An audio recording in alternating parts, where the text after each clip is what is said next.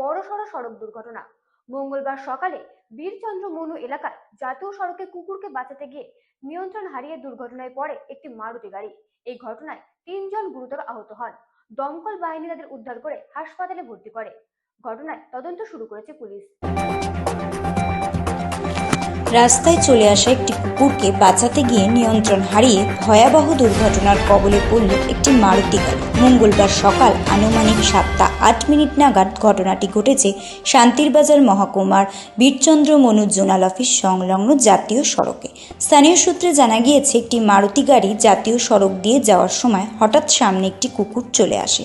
চালক কুকুরটিকে বাঁচাতে সজোরে ব্রেক কষলেও গাড়িটি নিয়ন্ত্রণ হারিয়ে ফেলে এবং দুর্ঘটনার শিকার হয়। গাড়িতে থাকা 3 জন যাত্রী এই ঘটনায় গুরুতরভাবে আহত হয়েছে।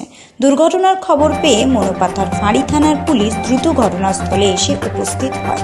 পুলিশ দুর্ঘটনা কবলিত গাড়িটিকে উদ্ধার করে থানায় নিয়ে গিয়েছে। দুর্ঘটনার সঠিক কারণ এবং যান্ত্রিক কোনো ত্রুটি ছিল কিনা তা খতিয়ে দেখতে পুলিশ ইতিমধ্যে তদন্ত শুরু করেছে। ব্যুরো রিপোর্ট, রাত দিন নিউজ। সীমান্তে